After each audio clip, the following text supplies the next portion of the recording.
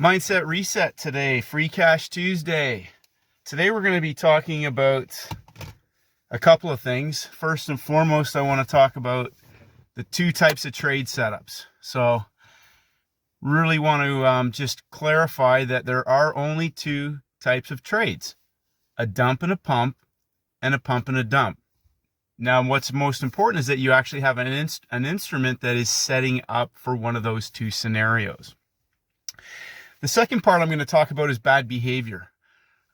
Traders who have expectations, but they have bad behavior. And what that second part is we'll go a bit deeper into that in a second. So pump and dump, dump and pump. Now, the simple model is that if a market or an instrument, number one, we look for 3 levels of rise or fall in any instrument. Some have broken previous day's levels. Some instruments that have had a previous large day's range may have moved up towards a high or down towards a low inside of a daily high-low, but not taking out one of those extremes. And as I said yesterday, marking off the high and the low prior to the New York equity market opens. And then also having a thesis in place as to whether or not we're looking for a market to break out. So we're on day 2, typically on a day 2, two types of scenarios: failed breakouts and reversals, peak formation, lower high after a day 1 that can now form our initial balance, a new box, peak formation low, peak formation high, whether that's Monday, Tuesday, or we have a market that may push a little bit higher or a little bit lower and then drop 3 levels or climb 3 levels, day 2, in the playbook, measuring back up 3 levels or measuring down 3 levels for the dump and pump template or the pump and dump template. Now, I had one trader say to me today, I've never seen this in the playbook before. So I have to talk about the bad behavior part in a second, because if you are marking off your charts each day, just even on the major pairs, keep it simple, keep Swiss, CAD, yen, pound, euro, and let's say what else, Aussie or New Zealand, one of those, or just keep pound and euro, whatever you like. I like to look at Aussie and New Zealand because I tend to see the template similarity with gold. They just don't have the same volatility. So we'll see perhaps a low of the day or a high of the day opportunity. We'll see some kind of reversal pattern, just not as large a volatility. And sometimes we just see a free cash movement, front side, back side, over the course of Monday, Wednesday, Friday, weekly template. So really have to train your brain to really look for dump and pump, pump and dump. So the DJ30, as one other trader noted to me today, tends to explode more vertically than the other indexes. So training your brain to look for dump and pump and dump templates. Now, this is where we're going to get into the bad behavior part in a second, because the whole point is to simplify everything down to the basic 2 templates in terms of your mindset, your risk management, understanding if you are coiling for an explosive move, understanding if the market is still breaking down for a vertical move outside of the range or on either side, 25 to 50 pips, for a parabolic reversal opportunity. Timing's key, right? 9:30 New York time. We had major red news at 10 a.m. Now, I'm talking about these things specifically because this is where the mindset comes in. This is where, one trader yesterday said to me that they don't see any value in me sitting in a car talking to them, but it's been 12 days since they've been following me that they haven't gone into tilt. And I said, maybe you should try listening to me every day, and that might stop you from going into tilt. Bad behavior is this: not marking your charts up, looking for stuff that's moving and trying to catch a move. I caught that. I caught pips on that. I caught this. Those are not specific trade setups. I am looking for dump and pumps, pump and dumps. Day 1, day 2, day 3. Now, day 3, it's a new month this week. It's a payrolls week. And I repeat this. I'm going to say it again because there'll be traders at the end of the week that said, well, I've never seen this. I've never heard this. Often on a non-farm payrolls week, we can have a 4-day template. They might bring it up high, escalator up. We might get day 1, day 2, day 3 inside day Thursday might break a level inside and break the high and roll over on payrolls Friday. I don't know. But we will often see a 4-day template on a non-farm payrolls week. Oh, hold on. I'm going to repeat that. Just in case people don't hear that, we may often have a 4-day template on a non-farm payrolls week. It's a new month, which means what? A new timing cycle. So we can get a move back down to the low of the month. We can get a move back up to the high of the month. It depends on what instrument you're following. Indexes. Okay, so coming back to my point earlier, was that one trader noted that the DJ30 tends to explode a lot more aggressively than the other two markets. And I've said this before. I look for that drop down and coil sideways on the DJ30 because when it goes, it tends to go. And that's easy free cash. I'm not looking to hold on to it. If it goes 50, 75, 150 pips, I'm going to lock in the money.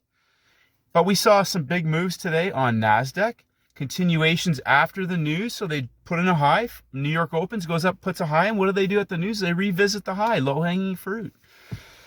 I like to look for shorts on the NASDAQ if it's rolling over versus the other two, and I don't always get that right. My point with bad behavior is this. Understand what you are looking for. Understand how to mark up your charts. Understand how to hunt out the best instruments. Today I put up Euro-Oz. It was the stronger of the two. That was the hot chick. Pound Oz had not moved as strongly, but we had breakouts on Euro Oz, a breakout on Pound Oz, not as strong, and they both rolled over. Pound Aussie gave 50 pips. Euro Yen, Pound Yen. Pound Yen rolled over, vertical 50 pip move. That was the Euro Yen that was the stronger of the two. Euro Oz had broke through the low of the day, pumped up in the gap time. Now, another question a trader asked me, they said, you seem to be covering the New York session more so. Well, obviously, that is my main focus, and I do have a fundamental belief with most large moves, they will occur after 3 sessions in the U.S., especially for the indexes, gold and oil. But I repeat this as well. If you're trading a pound or a euro cross, and their cross rates, pound Aussie, Euro Oz, Euro Yen, pound Yen, Euro Swiss, whatever pair you find has set up, it's the same process, a 3-session, 3-level opportunity, whether that's London to London, so we can get a London peak formation, a US peak formation, Asia might be inside, they might revisit one of the extremes in Europe London Open for the vertical reversal, or we get higher highs or lower lows with Asia for a continuation low-hanging fruit trade in the Europe London window. The same process applies. 3 sessions, 3 levels. Peak formation, consolidation, explosion. If there is a setup. Dump and pump, pump and dump. So I really need to reinforce that because there's traders who have been, throwing stuff out there, and it's like, really, honestly, you got to get into the process. Master the process. The process will give you profits. Bad behavior gives you an attitude of where you missed it today and you'll miss it tomorrow because you're not marking things up. Here's my high, here's my low. Has there already been a false break within the high-low? Have they moved it down, put a low in place, broke it and pulled it back and gone sideways? All the indexes today, that's a template. High and a low, pull it back inside, crack the low again and pull it back inside prior to the New York Open. An excellent question from a trader.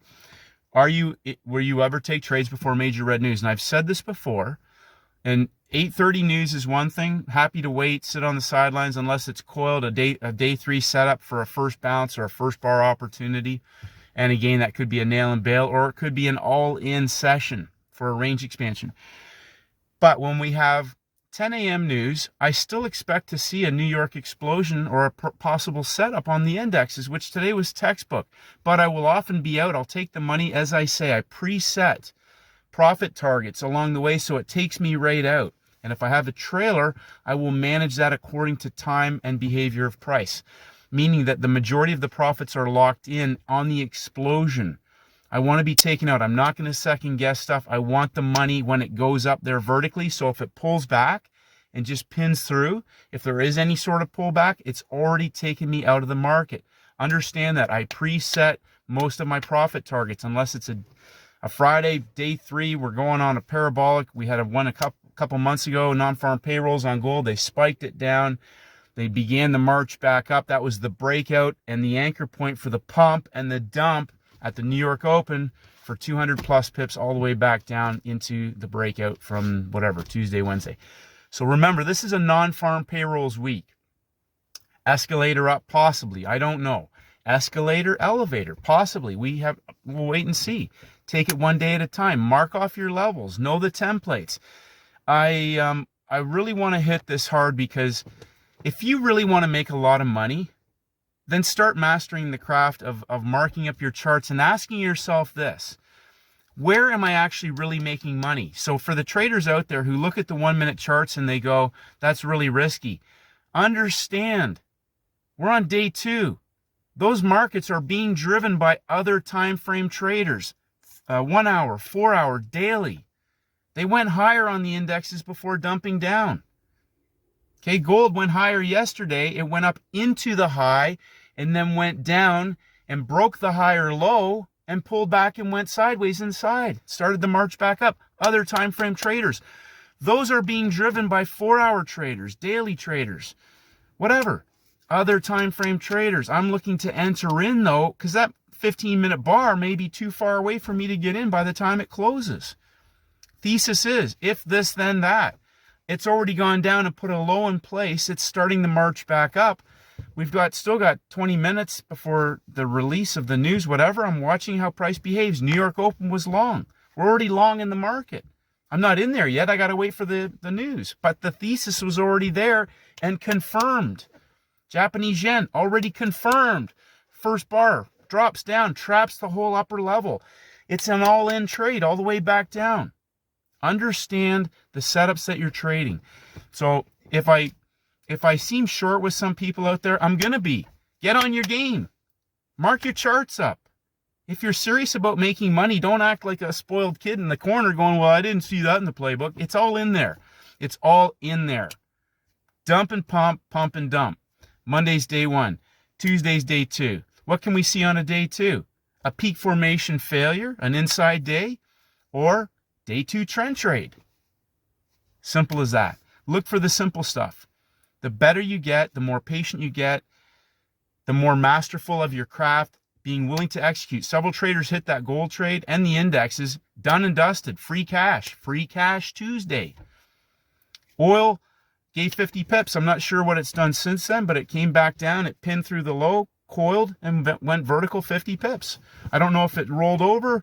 Important to understand, if it gives you 50 pips, free cash, ask yourself this: how much do you want to get out of the trade? Maybe it's only going to give you 50, but make sure you take something off the table. If you're going to leave a trailer in, or if you've got just one position in, lock in the cash. I say this right in the playbook. Master 50 pips first. Get better on every single trade. Have an actionable review process. If you can make more out of your winning trade setups, which ones are they? When should you have held on for more? When should you have taken profits sooner? How could you have managed a struggling trade better? Cut your losses sooner? All those little things. But I can't apologize. I'm just going to keep hitting it home. And for people who don't want to watch me sit in my car, nobody's forcing you to listen to me. Nobody's forcing you to listen to me. As I joked previously, you're welcome. There's the door, and don't let it hit you on the ass on the way out. I'm serious. I'm committed to all of you, but I need to know that you're committed to yourself and you're doing the daily process. The process is what will give you the profits. I promise you that. But you have to be willing to step back, not be chasing one market, not be looking for one market. They're all the same. All the markets are the same. They all move. It's whether or not you have a best trade setup, a best trade candidate. Do I always get the right one? Absolutely not. But if I'm in one that's moving, I'm going to get paid. Train yourself to get paid. Trade yourself to hit the trades. Work on understanding which ones you can scale into. Which ones do we want to scale into? The ones that OTFs are driving, other time frame traders. If you still struggle with that, throw your 4-hour chart up on there. Throw your 1-hour chart up on there. Higher high, not a failed breakout, a higher high and a dump. 3 levels of dump. Think about what that is. They trigger breakouts first. They trigger breakouts first, and then they go 3 levels deep into them. They go into the guy who's at the closing price. They put a peak formation low and then consolidate. Look where the first bar is, whether it's the 1 minute or the 5 minute, where the closing price is of yesterday. If it's back over on top of that, he's still in the money. Guess what? Boom, they're going back to the high of the day. To get traders who have shorted the high in previous sessions. And they don't just hit their stops, they blow through them. That's called range expansion. Paul Tudor Jones, if a market's giving you a subtle indication that it's potentially going to go on a range expansion, don't fight it. What that means is when they start to go slightly higher and pull back and drop 3 levels, okay, that can be the trigger right there for a market that's about to go vertical. Thanks for your patience. I know you all understand that I'm doing my best. I am doing a chart video today. Again, I'm single parenting again this week. 1% better every single day, traders. You know, I'll be honest. It's a money game. It's a money game. It's not all cuddly and feel good. Some people don't like my attitude. I'm not apologizing for that. I'm giving you the meat and potatoes that's going to pay you if you do the work. Free cash comes once you've done the work. First you learn, then you earn. Keep getting better, traders, and to the ones who did hit the trades, keep on rocking, because nothing's going to change. Nothing is going to change. Here we are, what are we, September, this week. Playbook came out in December, dump and pump, pump and dump. Monday's opening range, Tuesday's initial balance, right? Day 1, day 2, day 3, reset, day 1, day 2, day 3.